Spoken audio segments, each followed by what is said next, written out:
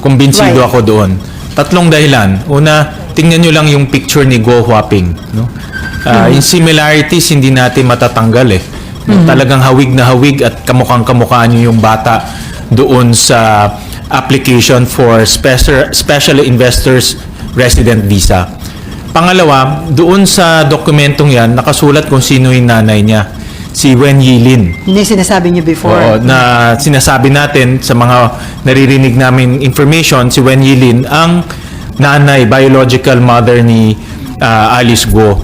I'm very, very confident na iisang tao si Go Huaping at si Alice Guo.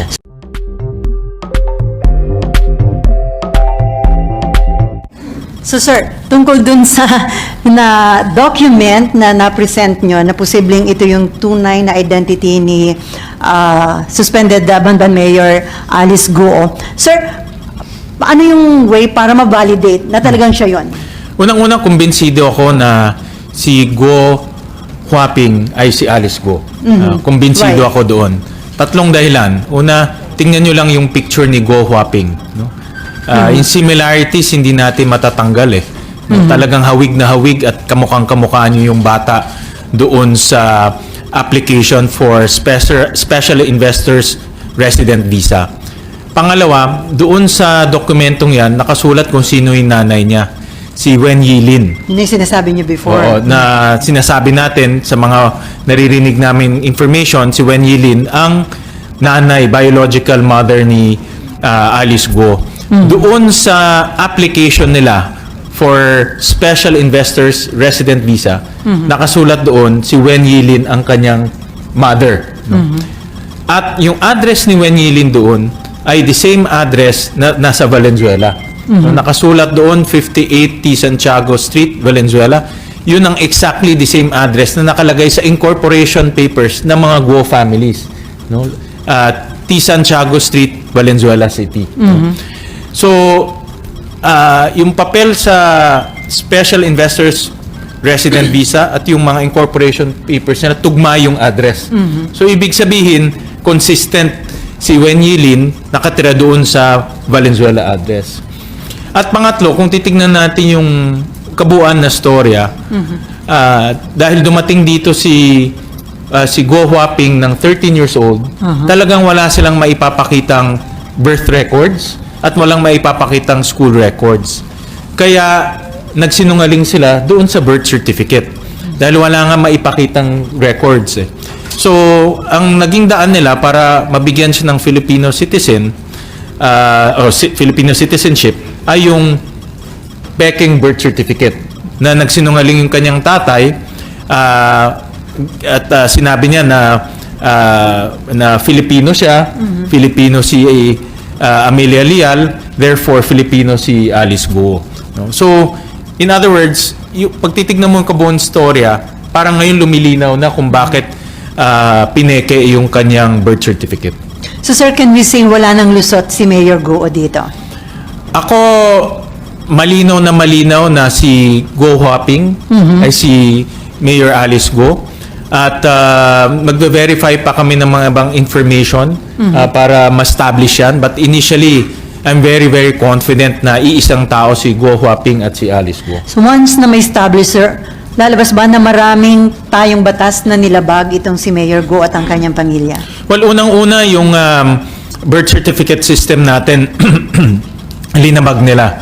Sinabi ko nga, binaboy nila yung late registration para mabigyan siya ng Filipino citizenship. Dahil kung Filipino citizen ka, pwede ka magtayo ng negosyo, pwede ka bumili ng lupa, pwede kang tumakbo for public office. At kung titignan natin kabuuan, na nakakatakot rin yung nangyari dahil with this late registration, nakatakbo. Talagang nanalo. No? Sabi ko nga, naisahan tayo dito dahil nanalo itong kandidato na dala-dala niyo yung fake birth certificate niya. No? At ang nakakatakot dito, baka may iba pang ganitong case sa Pilipinas. Hindi lang natin alam ngayon dahil hindi high profile.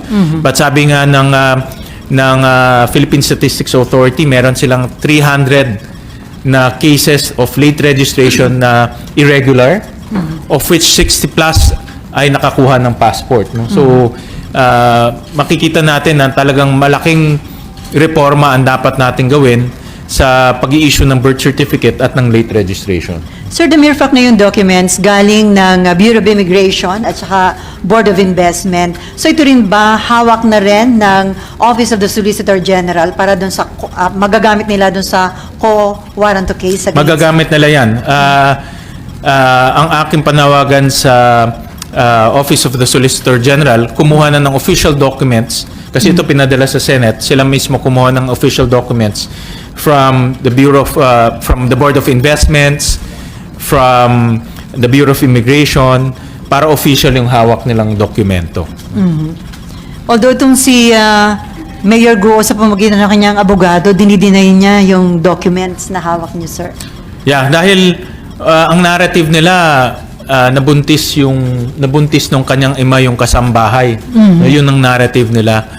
But if you look at the 4 late registration birth certificate, meron na 4 eh. Kay Alice Go, kay Sheila Go, kay Simen Go, kay Wesley Go.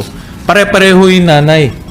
Si Amelia Lial. In those 4 birth certificate, late registration birth certificate. So, ibig sabihin, 4 na beses na buntis yung kasambahay. No? So, by that alone, para magdududa ka, diba? Na 4 na beses nabuntis yung kasambahay nila at ipinganak 4 na yung magkakapatid na yon, no? Okay, Mav. And then si Beck. Sir, ano lang po yung nakikita ninyo na posibleng motibo why they went through all these lengths para makakuha po ng Filipino citizenship? Yung naturalization process natin medyo mabusisi, no?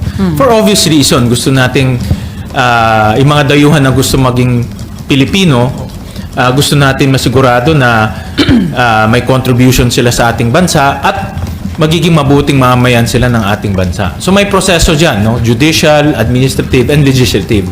Kung matatandaan nyo dito sa Congress, marami tayong ini-sponsor na maging Filipino, no? Iba ay sports personalities, athletes, iba ay tumutulong i-promote yung bansa natin. So alam natin itong mga taong to ay magiging produktibong mamayan ng ating bansa.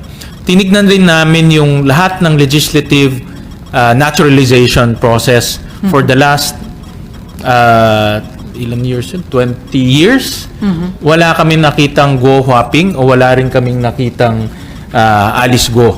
No? So, hindi siya dumaan dito sa Kongreso. No? That's for sure. No? At nag-issue na ang PSA na walang naturalization papers si Alice Go. Nagbigay na sa amin ng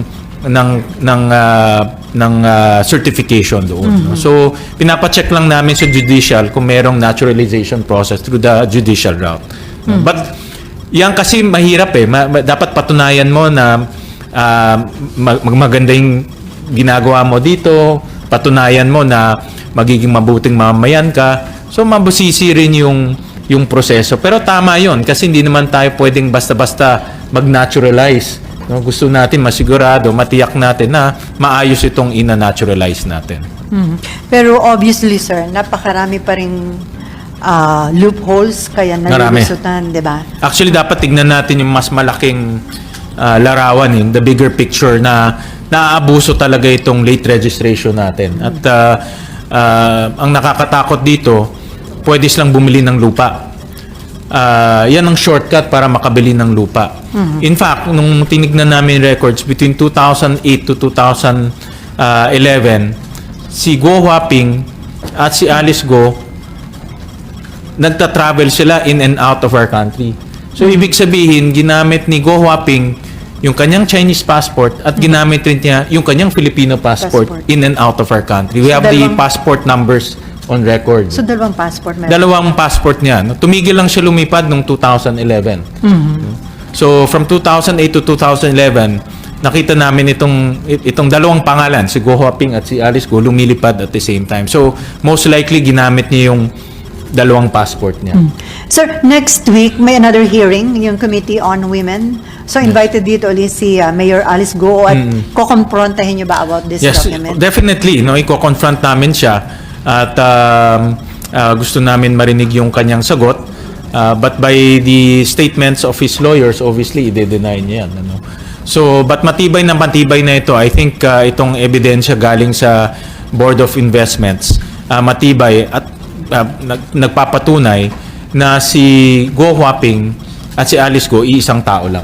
Sir, initiative ng BOI at saka ng BI yung pag-provide sa inyo ng document para makatulong sa investigation ng Senate? Hindi, nung binigay sa amin ng BI yung passport records ng kanyang ama, si Guo Jiangjong at si Wen Yili, nakita namin na yung visa nila is Special Investors Resident Visa. No? So that's yan ang visa na ginamit nila para makapasok at labas sila ng bansa natin. So hiningi namin sa Board of Investments yung mga supporting papers nito. At yun, pinadala nila itong mga supporting papers ng application. At yun na nakita ninyo? At yun na nakita. Actually, marami yun. May mga iba pa siyang kapatid doon. Doon sa supporting papers. Okay, Mav, and then Vec nga pala. So sir, yung apat na magkakapatid, nandun po sila lahat sa dependents? Tatlo. Doon sa pinadala ng Board of Investments. Ito yung aking personal na analysis. Si Wen Yili, may 3 anak. Pero si Guo Jiangjong, may ibang kasama o ibang asawa. No? So dalawang groups ang pinadala. Yung group ni Guo Jiangjong na may asawa at anak, at pinadala yung kay Lin Wenyi na may mga anak rin. No?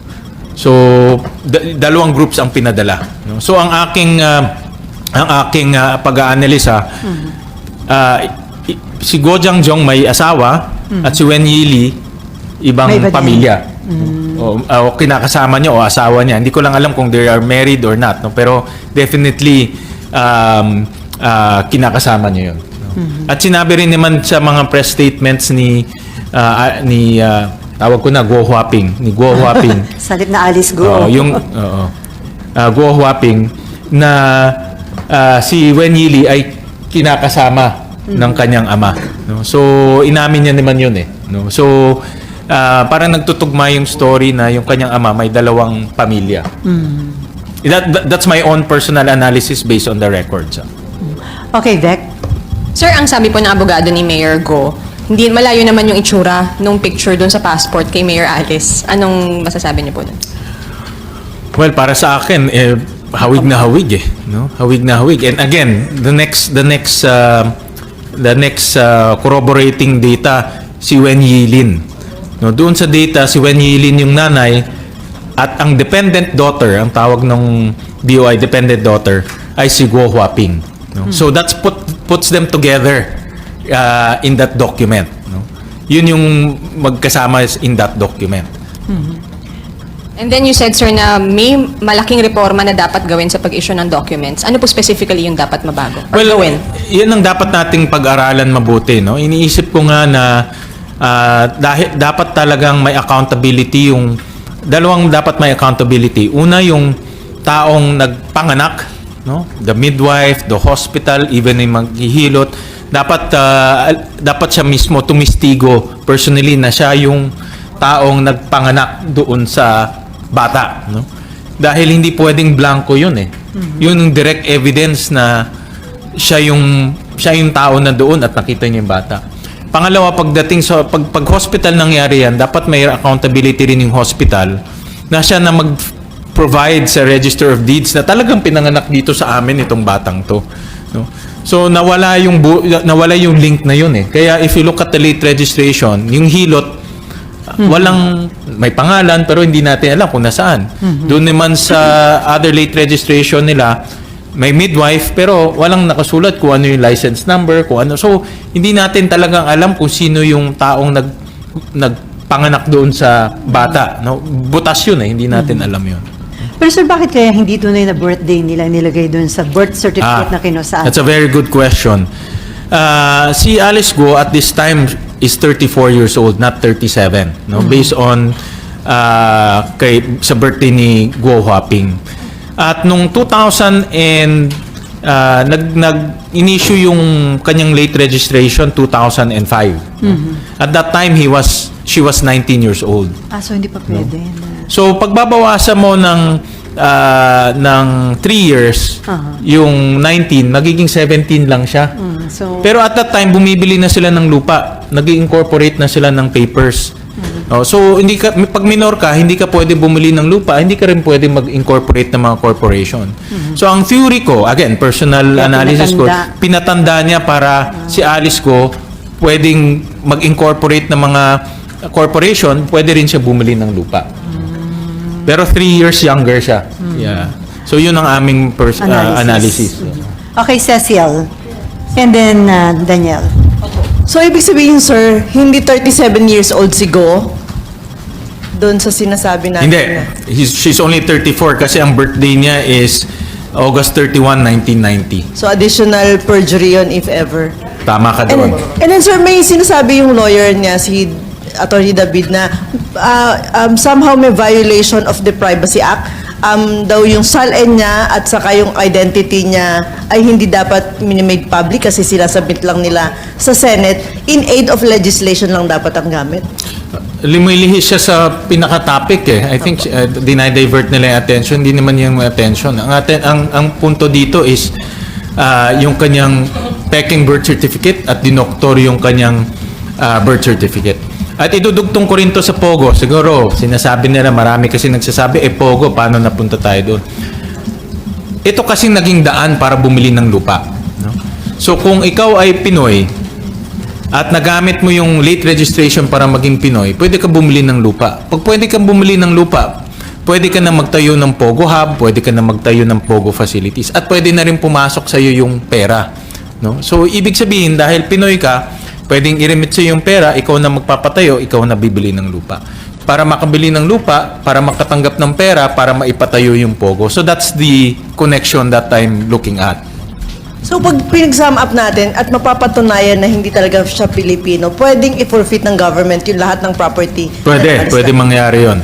Magiging defective yung purchase niya. And last na po. Sir, yun ba sa tingin mo, family lang nila Go yung nagpapaikot dito sa sistema natin? Or do you think China sponsored ito para ma-penetrate talaga yung inuunti-unti yung Pilipinas na kunin? Hindi ko alam yung ganun na angulo, tsaka hindi ko masasabi with certainty. But right now, everything is possible dahil nga with this late registration, kahit sinong dayuhan, no? Ikaw pwede kang maging Hapon, pwede kang maging Koreano, pwede kang maging Nigerian, at dumaan ka dito sa late registration. No? At ang sinasabi ko nga, kung magiging automatic Pinoy ka through late registration, pwede kang bumili ng lupa. No? Yun ang medyo dapat natin tignan mabuti. Dahil pag bumili ka ng lupa, pwede ka na magpatayo kung anong gusto mong ipatayo.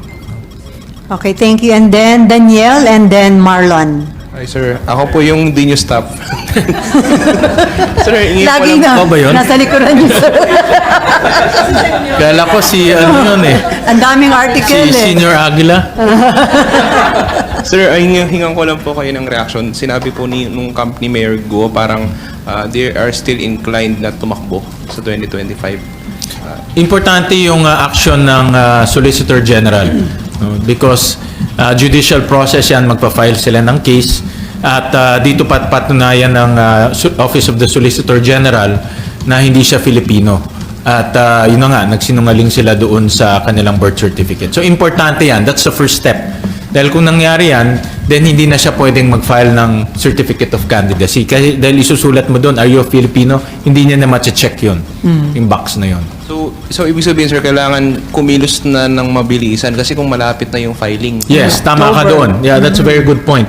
Dahil October na yung filing, at kung walang kaso or yung kaso pending, technically, pwede pa siya mag-file ng Certificate of Candidacy niya. Pero pwede Tama siyang ka doon. ma-disqualify, sir, in case na during the campaign, lumabas yung result. Ako, I would assume, pag final niya yun, maraming taga-Bamban magpa-file ng disqualification because of this.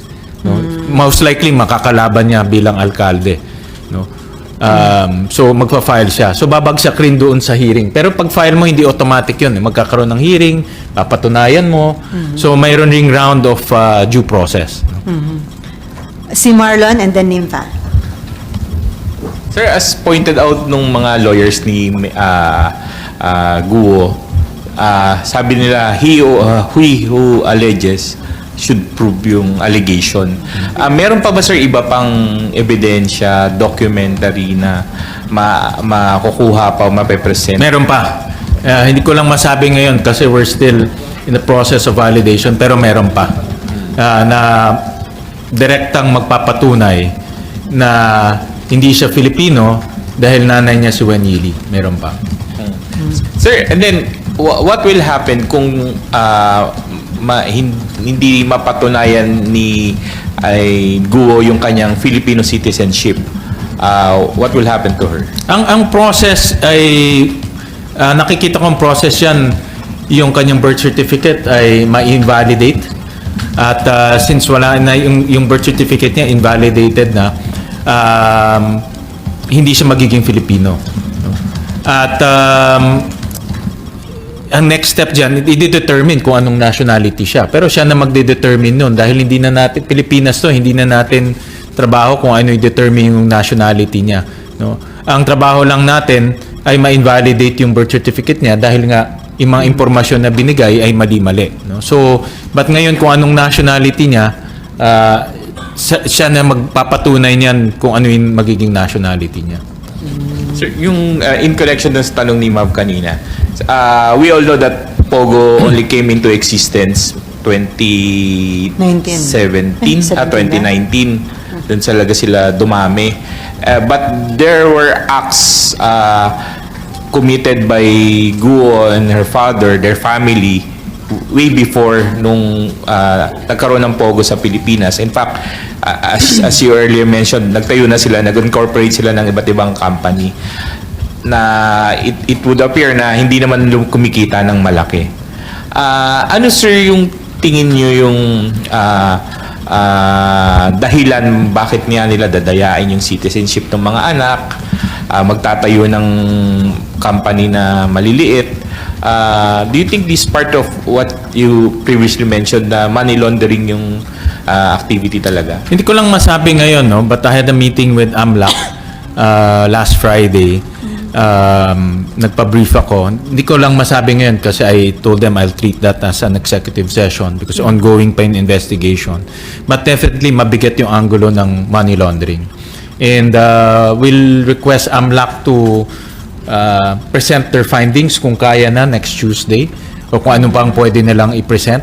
But definitely yung angulo ng money laundering mabigat yun. No? At I hope that AMLAC can already present some of their preliminary findings on sa hearing. No?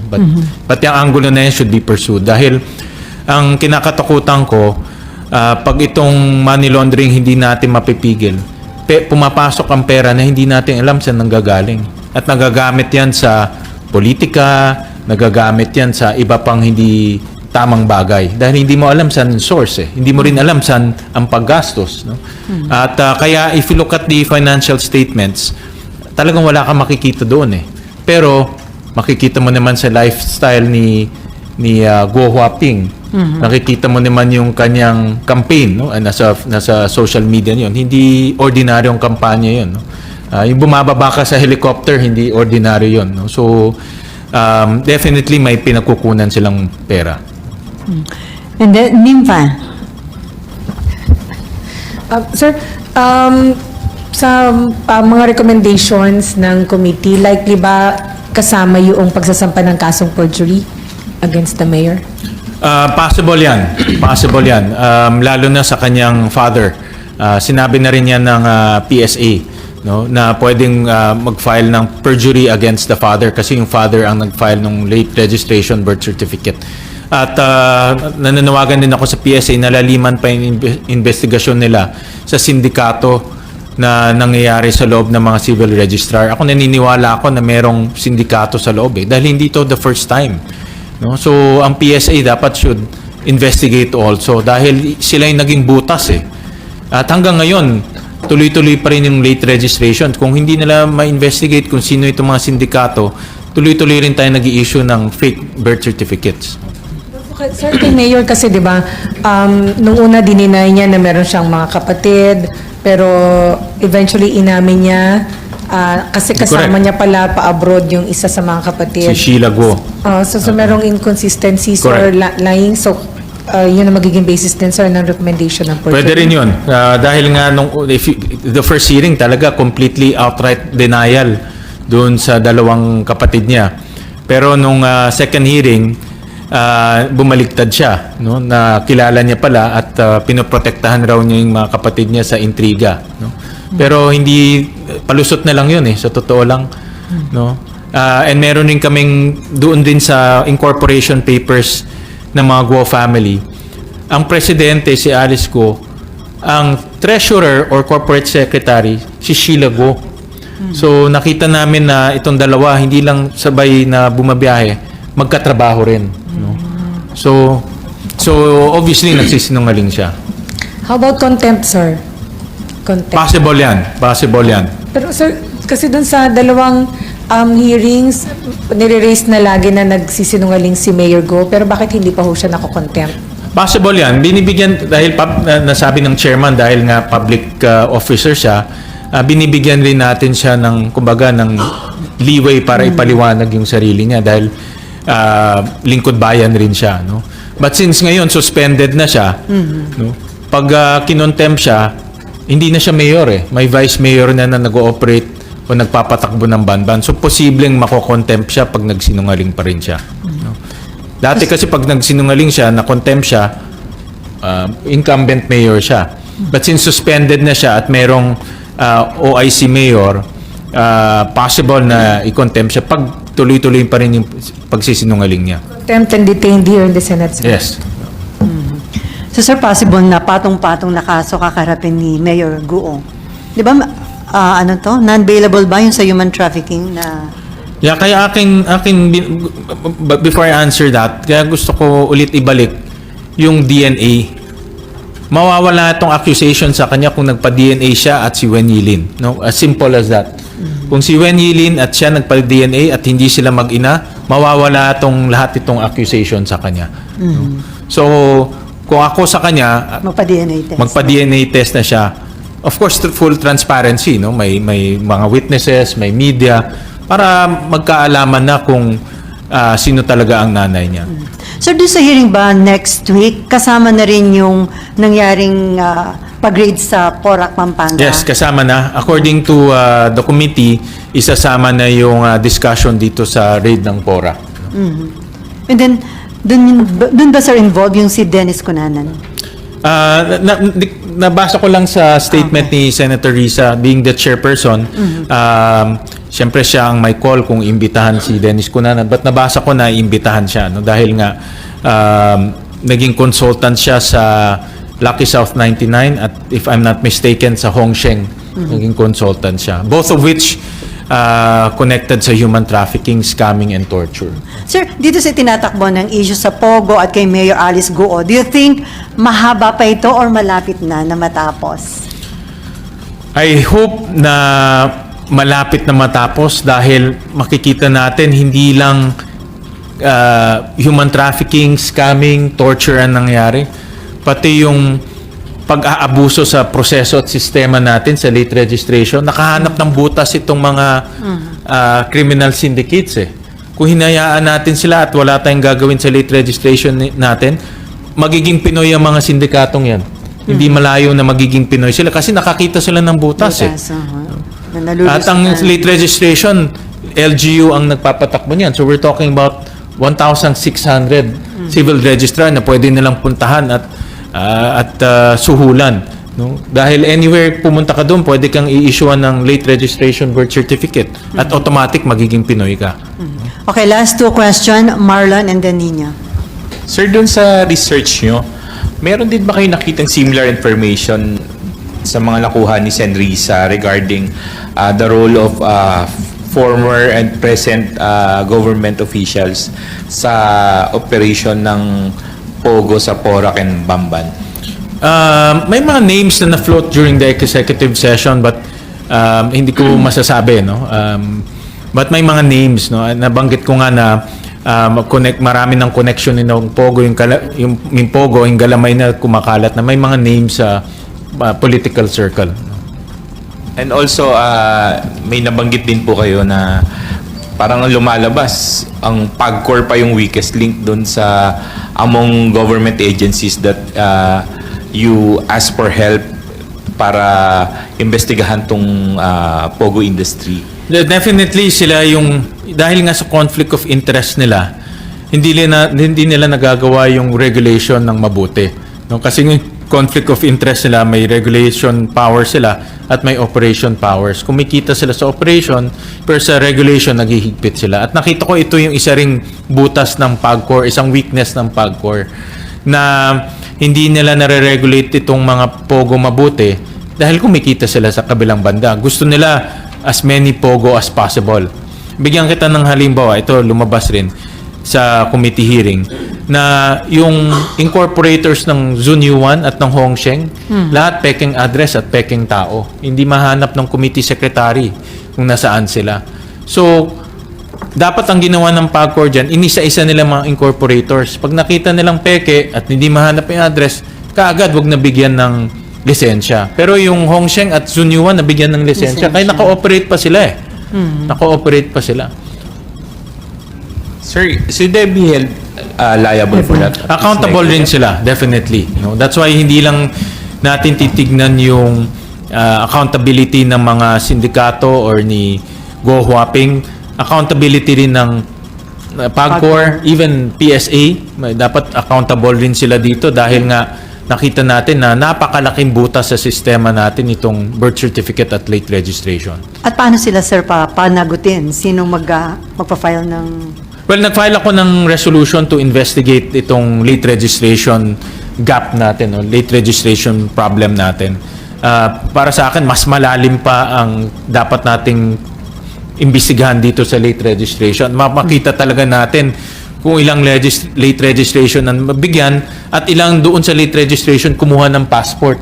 Dahil nakita ko yung trend, pag binigyan ng late registration, ang next step kukuha ng passport. Tapos sasabihin, o Filipino passport ito at Pinoy ako. No? But pag tinignan mo yung supporting documents, late registration process or late registration birth certificate ang ginawa nila. So may pattern na nangyayari. At na-detect na rin yan ng DFA na ganyan ang nangyayari. Meron ba, Marlon? Okay ninyo. Doon po sa pag-apply nila sa SRD, establish kung magkano lang yung pinasok na pera nung tatay kasi may declaration doon, di ba, ng pera na dapat lang ipasok dito. Magandang tanong yan. Wala pa akong dokumento dyan. Pinapasubmit rin namin yung dokumento tungkol sa investment. Tapos kung ano-ano mga investment yung tinuntahan ng pera. Doon kay Wen Yilin, ang investment niya ay sa Valenzuela. Doon nakasulat doon. At yung company niya, embroidery company. No? So yun yung nakasulat sa Special Investors Resident Visa. But yung as to the amount, wala pa kaming hawak na dokumento doon. Tapos ngayon, sir, yung iba pa nilang business, enough ba yung pinasok nilang pera para mailipat at makapagtayo pa ng iba-ibang korporasyon? Doon sa papeles na nakita namin, hindi kumikita yung kumpanya nila eh. No, kung kukita lang, mga 100,000, 200,000, yun ang nakita namin. At binavalidate namin yan sa BIR. No? Ipapakita nilang namin yan during the hearing. Dahil ang ultimate, dapat kung kumikita ka, nagbabayad ka sa BIR ng iyong income tax. No? So, yun ang aming binabangga. Ang hawak lang namin yung SEC papers kung saan dinideclare mo rin doon yung kita ng kumpanya mo. Pag kumita ka, ifa-file mo naman ng tax return mo para magbayad ka ng buwis. So, ibig sabihin, sir, hindi kayang ipaliwanag ng pera nilang ipinasok at yung kanilang buhay na sistema ngayon sa Pilipinas. Iba kasi yung dinideklara mo sa SEC at sa BIR, iba rin yung pumapasok na pera.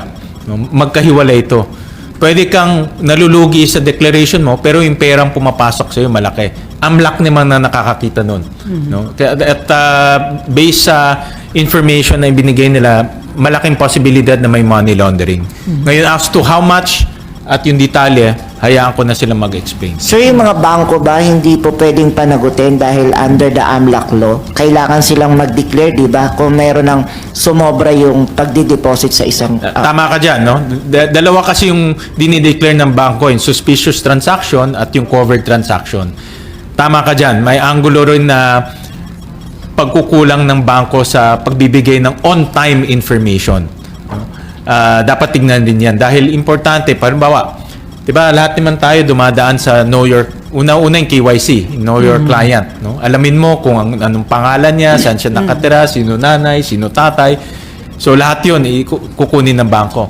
Pangalawa, pag ang transaction mo more than 500,000, tatanungin ka na, saan galing yan?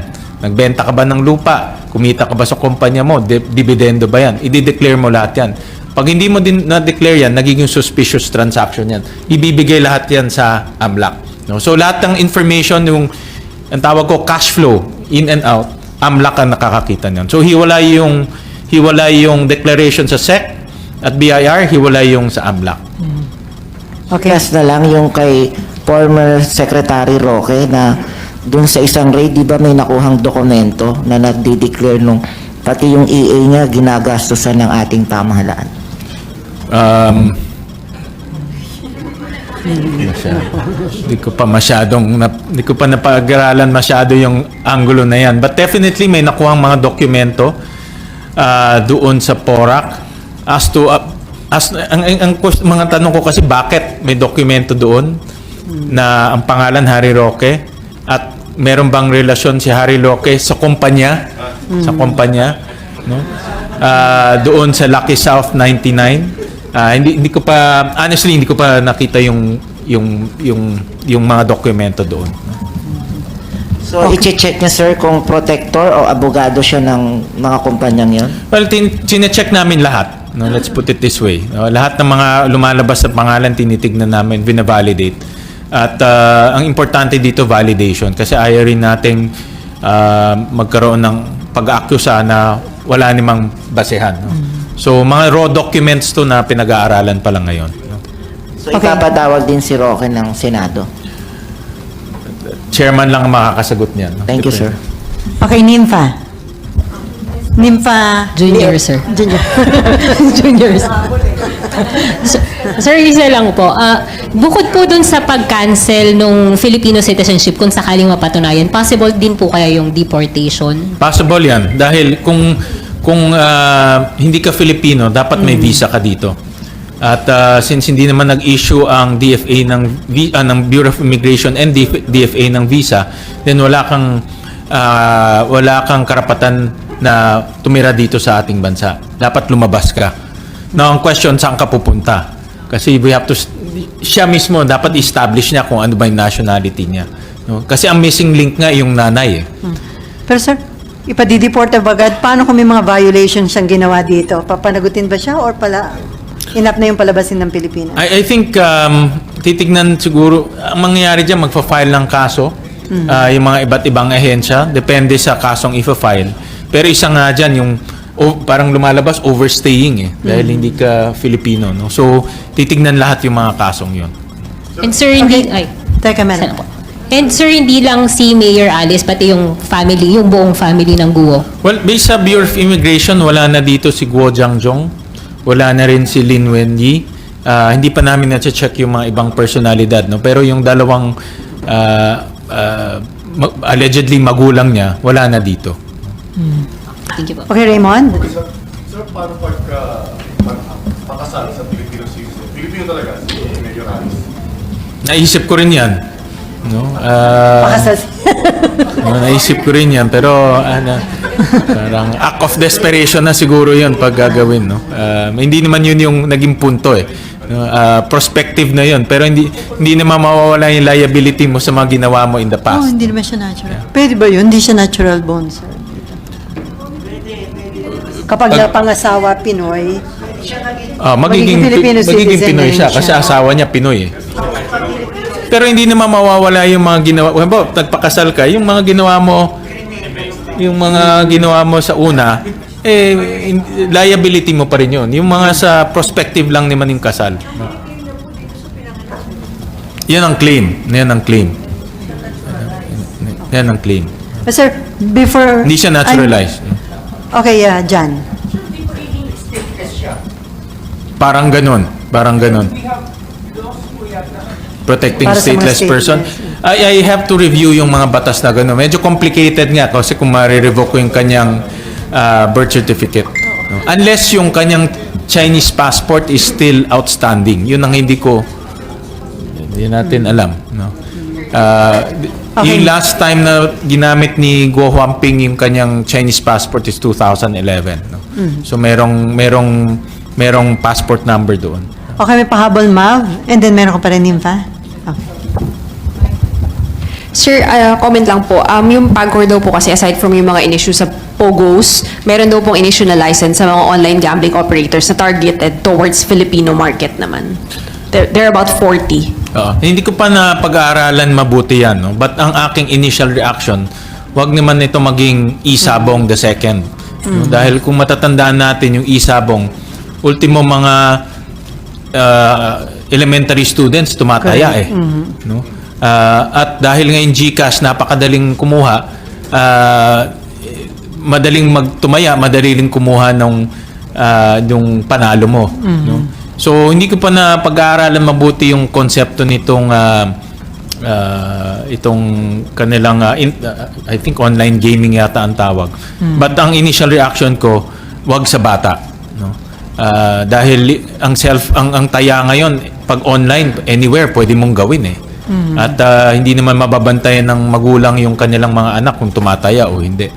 At sir, crucial dito yung role ng mga telecom companies, di ba? Dahil ito yung online, sabi niyo nga pati doon sa mga cybercrime na involving POGO. Oo. Talking about that, malaking papel dito, nakita ko may trend, no? Pag nagre-raid, katakot-takot na prepaid SIM cards ang nakukuha doon. Kaya naging inutil na ang NTC pagdating sa pag-iimplementa yung prepaid SIM card registration. No? Yung SIM card registration daw natin, mahigpit yun. Dapat pakita mo yung identity mo, tsaka ka bibigyan ng SIM card. Pero nakita natin doon sa isang hearing na isinagawa, pati unggoy nakakakuha ng SIM card. No? So, kaya nakita natin na libo-libong SIM card ang nabibili nitong mga POGO companies at mga criminal syndicates. Lahat ng mga raid, mayroon talagang mga SIM cards, no? Kaya naging inutil na yung NTCs pag-iimplementa nito at naging ano rin sila, meron rin silang accountability diyan. Dahil hindi lang pwedeng sabihin nila na not a silver bullet or silver ultimate solution. Hindi yun. Ang punto doon, may batas tayo, dapat ipatupad yun. At hindi nila pinapatupad ng mabuti itong batas na ito. Kung meron silang legislative proposal, di mag-propose sila. But after 2 years, wala naman kaming naririnig na legislative proposal. Okay, last question from Nympha. So nakikita niyo bang flight risk si Mayor Guo? And kung if she is, kailangan i-suspend or cancel ang passport, although sabi niyo nga meron pa siyang Chinese passport. Kung may Chinese passport siya, easily pwede siyang bumalik ng China, palamigin muna yung sitwasyon, wala tayong magagawa dahil Chinese citizen siya. No? So, yan ang pwedeng mangyari. No? Possible yan. Possible kung talagang nagigipit na siya. No? Flight risk, sir? Possible maging flight risk siya. Possible. Okay, with that, Thank you. Thank you so much, Senator Win Gatchalian. Maraming salamat sa kanyang mga media officers, sina Ana, JV, and si Cecil Lardizabal. May dadagdag pa kayo, sir? Wala na? No more? Para sa iba pang karagdagang mga balita at impormasyon, ay huwag po nating kalimutang mag-like, share at comment sa video na ito, at huwag po rin nating kalimutang mag-subscribe to continue supporting us. Maraming salamat po sa inyong panonood, at naway tangkilikin po ninyo ang aming YouTube channel.